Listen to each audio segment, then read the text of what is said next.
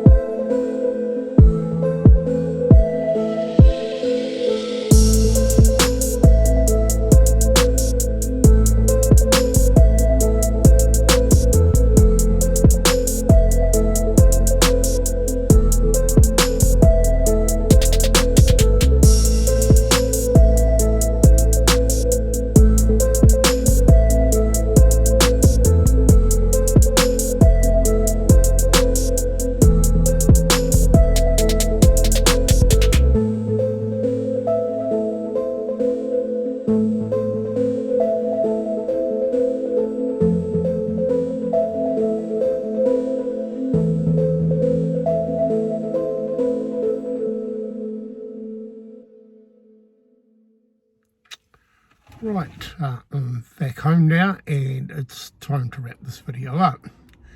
Now, just in summary,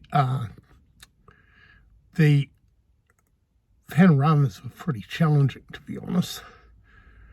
The dawn really didn't come to a hell of a lot, and also it was pretty windy, and there was this wind-driven mist that created a haze, particularly on the tops of the hills.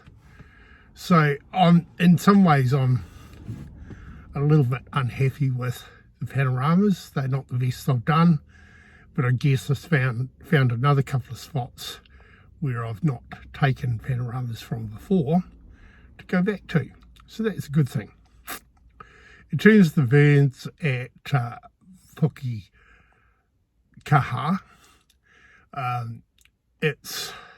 they're challenging. It's not my core photography genre. I like doing it. In theory, birds in cages are easier, but the reality is that sometimes it's hard to get far enough away from them.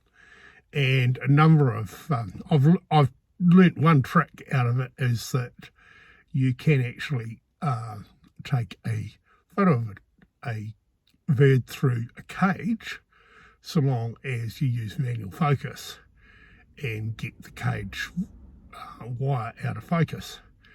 But it was still pretty tricky, to be honest with that. Eketahuna, the buildings are great. I've actually culled probably around about 50% of the photos I took, either because they were not really well lit, or they had other issues. But it's an area that I'm going to do more of. There's plenty of interesting old buildings and objects around in our towns. So thank you for watching. I really do appreciate it. If you're new to the channel, please think about subscribing. If you've watched this far, you certainly should consider. If you've enjoyed the content, then please press the like button. That's the one at the bottom under the video in the YouTube page. Also, if you want to give me some feedback, please do so in where the comments are available. I really do appreciate you watching. I enjoy the interactions, particularly with the messages that you leave in the comments. Thank you.